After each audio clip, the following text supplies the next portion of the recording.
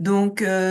comme je le disais, ceux qui le souhaitent, et merci, je vois que vous le faites, vous pouvez mettre votre nom, d'où est-ce que vous venez, etc., dans le chat pour que comme ça, tout le monde apprenne à se connaître progressivement. Moi, je m'appelle Cécile Biswern, donc je suis psychologue de formation et je viens en appui donc au groupe de référence santé mentale et soutien psychosocial du IASC pour les pays francophones. Donc, dans ce cadre-là, ça veut dire que les membres et les leads et co-leads des groupes techniques sur le terrain en santé mentale et soutien psychosocial peuvent me solliciter pour n'importe quelle question technique, pour des questions de gouvernance, etc., pour que je puisse leur apporter un soutien, transmettre des documents existants, etc., en fonction des besoins que vous pouvez rencontrer. Et puis, travailler avec vous aussi à du coup, faire du lien si c'est nécessaire entre les différents pays et soutenir quand il y a des experts santé mentale et soutien psychosocial qui viennent en appui au groupe de référence, les soutenir aussi techniquement. Et donc, nous avons à peu près une session francophone en santé mentale et soutien psychosocial toutes les 4-6 semaines où on aborde des thèmes divers. Et là, je vous mets déjà en condition pour vous dire que j'attends en fin de session vos propositions de sujets pour les prochaines sessions francophones pour qu'on puisse planifier un petit peu les prochaines rencontres et voir les thématiques qui vous importent. Donc aujourd'hui, ce sur quoi je vous propose qu'on travaille, c'est le sujet qui a été reporté euh, de session francophone en session francophone parce qu'il y avait des super présentations faites par les experts et donc que ça prenait toute la session. C'est la présentation des actions principales des GTT, des groupes techniques de travail en santé mentale et soutien psychosocial sur le terrain. Et donc, cette présentation, elle est basée sur un manuel qui existe déjà en anglais, qui a été traduit en français, mais qui n'est pas encore disponible pour tous en français, qui s'appelle donc le Manuel de coordination en santé mentale et soutien psychosocial, qui est un manuel justement pour aider les groupes techniques sur le terrain à voir quelles sont les activités qu'ils doivent suivre et mettre en place et quel est le travail de coordination qu'ils peuvent mener. Et donc, en attendant que on puisse vous donner à tous l'accès à ce manuel en français, vous pouvez quand même le trouver sur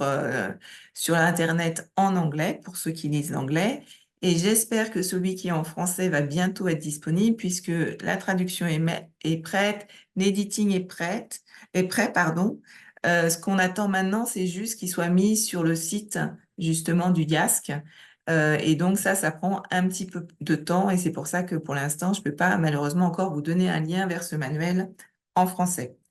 Donc au cours des sessions précédentes, j'ai déjà présenté plusieurs actions de coordination et donc aujourd'hui, je vais vous présenter les actions principales 5 à 7 et puis on va prendre un temps bien sûr d'échange et de discussion à la fin de chacune de ces actions. Et surtout, n'hésitez pas en cours de présentation à m'interrompre, à me poser des questions, etc., si vous le souhaitez ou s'il y a quelque chose qui n'est pas clair. Voilà. Donc, avant de commencer la présentation, est-ce que quelqu'un a une question brûlante concernant la présentation ou ces sessions francophones ou je peux y aller?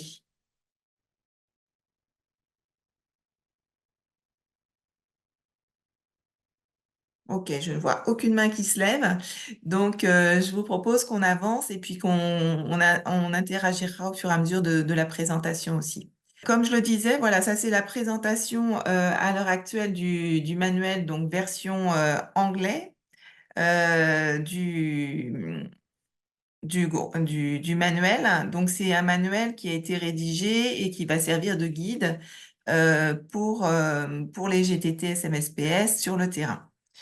Donc, c'est vraiment la coordination de la santé mentale et du soutien psychosocial. Et vous savez que c'est un des enjeux clés, effectivement, des groupes de coordination sur le terrain.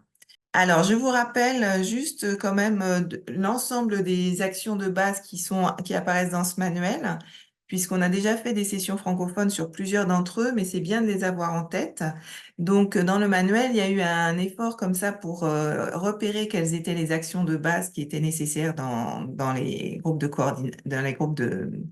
travail. Donc, l'action de base numéro 1, c'est bien sûr l'activation, c'est-à-dire la mise en route ou la réactivation et le maintien d'un groupe de travail technique. Donc ça, c'est la première chose à mettre en place. Ensuite, les choses qui sont concomitantes, c'est tout ce qui concerne la gestion de l'information. En ce qui concerne la santé mentale et le soutien psychosocial, quels sont les besoins, qu'est-ce qui existe, comment on va travailler avec les autres clusters, comment on travaille entre membres du GTT, quels sont les services et ce qui existe au niveau de la santé mentale et le soutien psychosocial, etc., au niveau de la zone. Établir des liens entre intervenants, c'est évidemment un élément extrêmement important puisque un des rôles majeurs du GTT, c'est bien sûr la coordination en santé mentale et soutien psychosocial et parvenir à faire que toutes les personnes qui sont concernées de près ou de loin par la santé mentale et le soutien psychosocial puissent travailler ensemble. Et cela, évidemment, afin d'éviter les doublons sur le terrain et aussi de faire qu'il n'y ait pas des gaps ou des lacunes dans la réponse qui est proposée sur le terrain. Donc ça, c'est un élément très important et c'est bien sûr pas seulement limité aux organisations qui mettent en place des activités en santé mentale, mais c'est aussi de faire le lien et d'inviter à participer aux réunions des points focaux ou des représentants des autres acteurs, par exemple en éducation, en santé, en eau et assainissement, etc., pour que tous les aspects santé mentale et soutien psychosocial soient aussi pris en compte par ces autres secteurs et inversement que nous, en tant que SMSPS, on puisse aussi facilement référer et faire des liens avec d'autres services. La quatrième action, c'est tout ce qui est le renforcement des capacités, l'échange de connaissances et le soutien par les pairs. Et ben ça, vous comprenez bien de quoi il s'agit. Évidemment, c'est peut-être un des plus simples à comprendre, c'est que, eh ben, en étant tous ensemble autour de la table, on peut effectivement s'enrichir mutuellement les uns les autres, se soutenir parce qu'on sait que le travail qu'on fait au quotidien n'est pas un travail simple, hein, surtout avec le lien avec la santé mentale et le soutien psychosocial dans des situations d'urgence, c'est quelque chose qui est parfois très lourd euh, pour le travail au quotidien. Et donc, de pouvoir s'entraider, s'appuyer, échanger des compétences, ça fait bien sûr partie des éléments clés. Et aujourd'hui, donc, je vais vous présenter, on va détailler plus les actions de 5 à 7. Donc là, je ne vais pas les détailler, puis on va les voir au fur et à mesure. Next slide, please, Barbara. Alors, je vais vous présenter quand même, ça c'est la structuration du manuel de coordination, donc pour que vous l'ayez quand même en tête et que vous voyez comment c'est organisé. Donc ce manuel de coordination, il y a une première partie qui fait une présentation d'ensemble de la santé mentale et du soutien psychosocial, qui rappelle les éléments fondamentaux qui permettent une bonne coordination et qui reviennent aussi sur les principes fondamentaux que vous connaissez, par exemple, ne pas nuire, la participation des populations, etc., etc. Donc ça, c'est vraiment un rappel basique. Il y a une deuxième partie du manuel dans lequel on retrouve les actions de base que je vous ai présentées. Et à chaque fois, dedans, il y a une explication avec les étapes possibles et des études de cas. La dernière partie, ce sont des annexes qui sont vraiment des, des exemples ou des grilles ou des listes de choses, d'outils qui peuvent vous faciliter vraiment le travail sur le terrain et que vous pouvez utiliser pour mettre en place ces actions de base pour le fonctionnement des GTT, etc. Donc, c'est vraiment des choses très, très concrètes et très pratiques que vous pouvez utiliser sur le terrain. Next slide, please. Alors, on se lance donc dans l'action de base numéro 5 qui concerne le suivi et évaluation. Donc ça, je sais que c'est un sujet qui vous tient à cœur et qui en même temps est très compliqué dans la mise en œuvre pour beaucoup sur le terrain. Et donc, je m'attends à ce que nous ayons beaucoup d'échanges et de discussions ensemble sur le sujet et que je vais vous faire d'abord la présentation et après, je pense qu'on va faire un arrêt directement après cette étape pour pouvoir prendre le temps de prendre des questions, mais aussi de partager des expériences pour se faciliter le travail. Donc, le suivi et évaluation, cette action de base, ça veut dire que l'idée, c'est de pouvoir construire un cadre de suivi et d'évaluation pour la programmation en santé mentale et soutien psychosocial qui puisse être élaboré dès la conception initiale du programme. Et donc, l'idée, c'est vraiment de pouvoir faire en sorte qu'on ait effectivement un bon suivi de ce qui existe sur le terrain et de ce qui est mis en place, et de pouvoir aussi, quand il y a déjà des programmes existants, inclure dans ces programmes existants un plan de suivi et d'évaluation qui puisse mettre à jour pour inclure les éléments SMSPS. Donc, je ne sais pas dans quelle mesure vous êtes familier ou non avec le document qui est sur le bas de la diapositive, qui s'appelle le cadre commun de suivi et d'évaluation pour la santé mentale et le soutien psychosocial dans les situations d'urgence. Et là, ce manuel-là, c'est celui, enfin la photo du manuel que vous voyez, c'est celui qui est présenté avec les moyens de vérification. Les moyens de vérification, ça veut dire qu'ils proposent tout un ensemble d'échelles ou d'outils qui peuvent être utilisés effectivement pour mesurer les composants santé mentale et soutien psychosocial dans les situations d'urgence. Next slide, please. Donc, qu'est-ce que ça veut dire concrètement au niveau du GTT d'assurer un suivi, enfin surveillance, suivi et évaluation par rapport à la santé mentale et le soutien psychosocial? Ça veut dire que concrètement, le GTT va orienter les agents, c'est-à-dire notamment les membres des GTT, sur ce cadre commun de suivi et d'évaluation. Donc, faire en sorte qu'il soit connu, que les gens le comprennent et qu'ils sachent l'utiliser. Le deuxième élément sur lequel on va essayer de travailler, du coup, c'est effectivement d'essayer d'aligner et de mettre en œuvre les approches de suivi et d'évaluation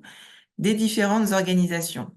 Alors, bien sûr, ça, on sait que c'est pas simple, et c'était aussi pour ça qu'avait été fait le cadre commun. C'est que, bien sûr, chaque organisation, mais aussi chaque bailleur, et on doit rendre des comptes aux bailleurs, donc on doit souvent s'aligner avec les requêtes des bailleurs, euh, ont leurs propres indicateurs de suivi et d'évaluation. Là, l'idée, c'est effectivement d'essayer de faire du lien et ou de faire évoluer au sein de sa propre structure les suivis et évaluations pour essayer qu'ils soient le plus harmonisés possible, pour que du coup, on puisse effectivement, quand on essaye de voir quelles sont les activités mises en place sur le terrain, quels sont les succès, mais aussi les difficultés qu'il y a, les activités mises en œuvre et celles qui manquent, qu'on puisse effectivement avoir un petit peu des nomenclatures partagées, parce que sinon c'est extrêmement difficile de faire ce travail d'analyse. Le troisième point, c'est donc effectivement de pouvoir identifier quels sont les indicateurs en santé mentale et soutien psychosocial et les moyens de vérification pour chaque secteur. Pour chaque secteur, ça veut dire donc en santé mentale, soutien psychosocial, mais aussi, par exemple, en nutrition. Est-ce que dans les services de nutrition, par exemple, on prend en compte des éléments qui seraient en lien avec, je donne un exemple, la santé mentale maternelle, par exemple, des enfants qui sont accueillis dans les centres de nutrition? Est-ce qu'au niveau de l'éducation, il y a dans les écoles des moyens d'identifier des enfants qui n'iraient pas bien? Est-ce que, au niveau de l'éducation aussi, il y a par exemple des formations ou un appui pour une éducation positive de la part des professeurs? Donc, ce sont tous ces éléments-là, tous ces indicateurs-là qui sont extrêmement importants. Le quatrième élément à regarder, donc c'est pas forcément dans un ordre chronologique, mais idéalement, on essaye de le faire dans l'ordre chronologique, mais on sait bien qu'après, c'est sans arrêt des va-et-vient. C'est partager l'information sur les leçons apprises. Et donc, c'est en fonction de ce qu'on découvre et des difficultés qu'on rencontre par rapport à tout ce qui est suivi et évaluation, pouvoir faire un travail ensemble sur qu'est-ce qui marche pas, qu'est-ce qui est efficace, qu'est-ce qui est adapté à notre contexte ou pas, quels sont les suivis et évaluations qui sont les plus efficaces ou non. Et la dernière étape, c'est bien sûr l'utilisation du suivi et évaluation pour l'amélioration des programmes. puisque l'idée, c'est bien sûr qu'on fasse des programmes qui soient le plus efficaces possible. Alors, l'action de base suivante, c'est le fait de promouvoir la durabilité ou la pérennité à long terme des actions qui sont mises en place. Hem, alors, de quoi il s'agit en fait? Vous le savez, quand il y a une situation d'urgence, même parfois, si, la crise est quand même sous-financée, c'est quand même un moment où il y a beaucoup d'acteurs qui interviennent. Il y a pas mal de choses qui est mis en place en termes de services. Il y a beaucoup plus de financement qu'en temps normal. Et donc la question c'est, comment on fait pour dès le départ, imaginer et penser à long terme? Et pas seulement penser à la réponse à l'urgence là, maintenant. Donc du coup, c'est pour ça que c'est expliqué de cette manière-là. Même dans les contextes où il existe un leadership, une collaboration et un soutien solide, c'est parfois difficile d'avoir des engagements à long terme et ça, on le sait tous, c'est-à-dire quand il y a une urgence, on va obtenir des financements des fois de 3 mois, 4 mois, 6 mois, des fois 1 an et du coup, c'est très difficile de commencer à penser à long terme parce que, bah, déjà, il y a une urgence, donc on est très, très, très occupé. Il y a énormément de choses à faire, pour arriver à mettre en place le projet, mais aussi parce que de toute façon, on a des financements à court terme. Cependant, malgré ça, malgré ces difficultés-là, ce qui est vraiment recommandé, c'est d'essayer de penser dans le temps, dans la durée, pour que cette question de durabilité, elle soit prise en compte. Et cette question de durabilité, elle doit être prise en compte pour plusieurs raisons, mais une des raisons, c'est ni de faire un système parallèle aux structures existantes, qui viendraient à la place de, par exemple, à la place des structures de santé existantes, faire des doublons, et cetera, sans qu'il y ait une réflexion sur après, comment ça va fonctionner. Et la deuxième chose, c'est aussi essayer de profiter avec des grands guillemets, puisque bien sûr c'est un peu triste, c'est parce qu'il y a une crise, donc je le dis pas dans ce sens, positif, mais de profiter de ce qui est mis en place et de l'argent qui arrive à un moment donné pour répondre à l'urgence, pour pouvoir faire en sorte qu'il y ait des services qui s'inscrivent dans le temps et qui puissent être utiles à la population après coup. Et l'idée, c'est que bien sûr, à la suite de l'urgence, tout ne s'effondre pas, soit parce qu'on a complètement saturé les systèmes existants, soit parce qu'on a fait un système parallèle, mais de penser comment, après le départ, après l'urgence, ces services, ils vont pouvoir, à minima, continuer à fonctionner et du mieux possible. Next slide, please.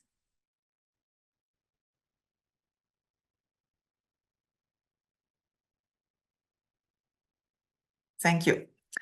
Alors, comment on fait ça pour, promouvoir la durabilité à long terme? La première étape, c'est de pouvoir identifier et développer les ressources, et les capacités locales. Ça veut dire qu'effectivement, on va déjà voir qu'est-ce qui existe, aussi bien en termes de services que de ressources, humaines, matérielles et cetera et on va essayer de, renforcer ces ressources-là, sans les épuiser et là, c'est quand même quelque chose qui est un équilibre parfois très difficile et très complexe à trouver, et voir qu'est-ce qui existe déjà et comment, la réponse ou les nouveaux services qui sont proposés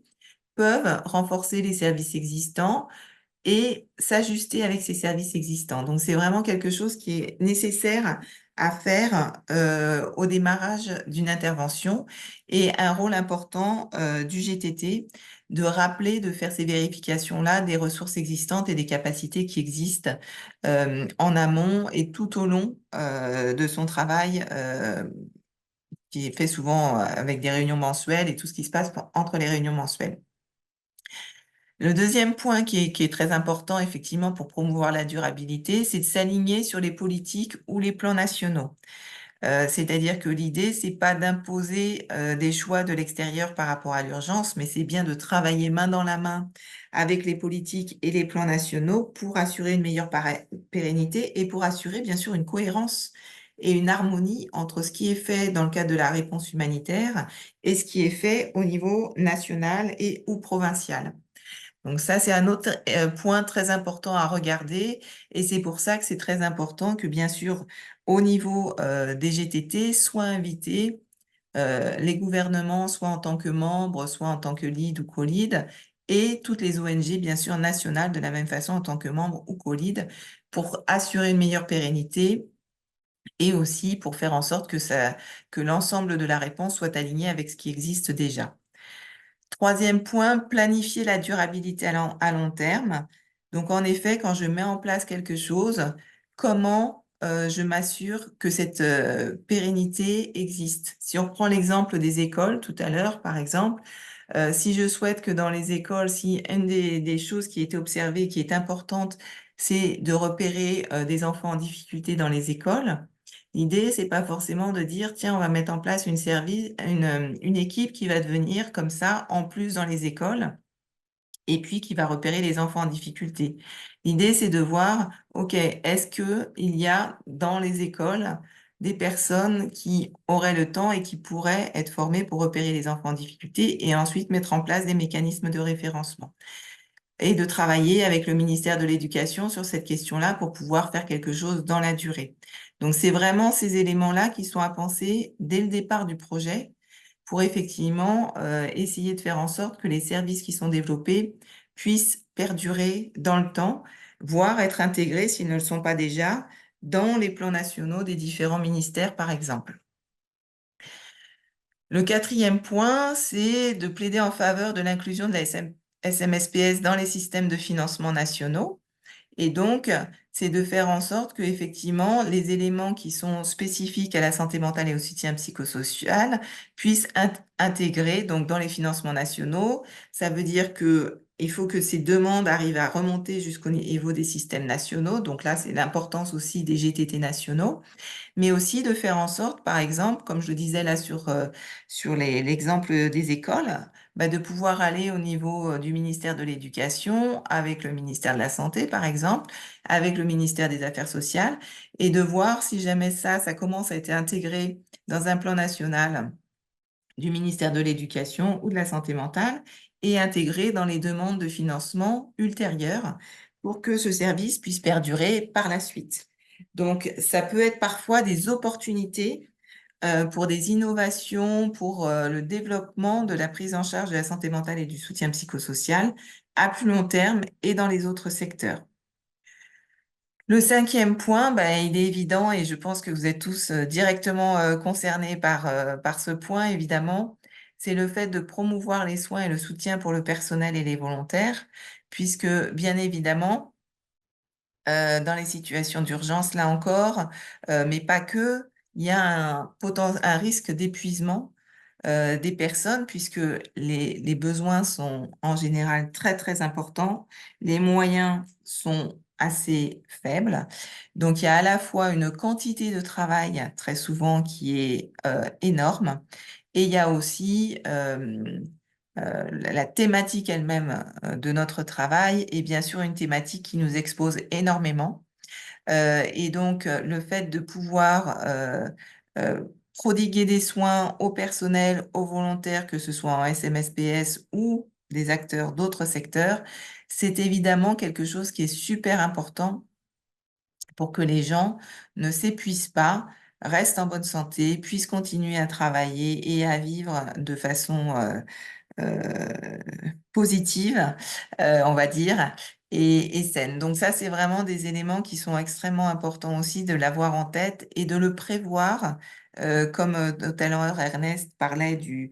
plan de suivi et évaluation, bah, dans la mise en place du programme, c'est quelque chose qui est important à mettre en place dès le départ aussi, d'être soucieux des soins et des soutiens pour le personnel. Et le GTT, par son existence même, euh, aide à ça, puisque ce sont normalement des espaces où on se retrouve entre collègues, on se soutient, et du coup qui vont bien sûr nous permettre aussi de pouvoir débriefer, de voir si tout le monde va bien, de partager des infos, et qui peuvent être des éléments qui sont extrêmement importants dans le cadre du soutien qu'on s'apporte les uns aux autres, notamment. Et bien sûr, après, il y a le soutien des employeurs